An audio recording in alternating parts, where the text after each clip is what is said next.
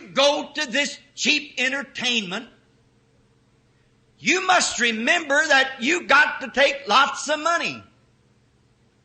The young fellow who takes his girlfriend to these parties and these dances and so forth is going to pay great lot of his week's earnings. And the old people who try to find pleasure in going to the beer parlors to drink away their sorrows of the week, they're going to have to pay great money. And what do they get from it? They don't get nothing but heartache. And remember, you've got to settle up with God someday for it. And the wages of sin is death. You don't make nothing here on earth by it. It's a false mirage. Drinking will only add sorrow. Sin will only add death upon death. Your final check will be separation from God eternally into the lake of fire. And you cannot gain anything but lose. Then God comes and asks the question, why do you spend your money for those things that satisfies not? Why do you do it? What makes man want to do it? They spend all that they've got, all that they can earn to buy drinking, to clothe some woman that they run with, or some kind of a worldly, lustful pleasures.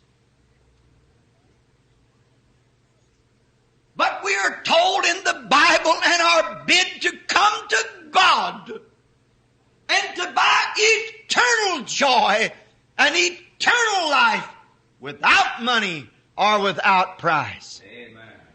Praise the Lord. Those things cannot satisfy, and the end of them is eternal death. And it costs you all the money that you can muster together to be the big shot or the entertainer or the fun boy or whatever you might be, or the popular girl or whatever it is. It costs all you can get together to do that. Dress in the very highest of dressings and do the things that the world does, only to reap a check of eternal damnation. God said then, why? What are we going to do at the day of judgment when we are asked, why did we do that? What's going to be our answer? What's going to be the answer to modern America,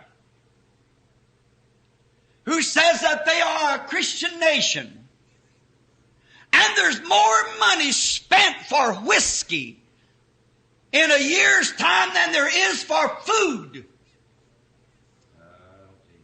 Why spend your money for those kind of things? Yet the government would send you to penitentiary for $5 worth of taxes that you had sent maybe to some institution that wasn't correctly set in order to receive taxes to send some missionary overseas. We're going to be asked someday, why did you do it? We are a Christian nation, and billions are sent to those people over there that we're trying to buy their friendship. Now they're turning it down. No wonder Khrushchev said, if there is a God, He'll sweep His palace clean again. Amen. The heathens can make such statements to bring shame upon us. Amen. What a ridiculous thing it is. And we call ourselves Christians. God said, come buy eternal life. Without money, without price. Amen. Life to live forever, and we turn our backs on it and laugh in His face. What are we going to do on that day? What's going to be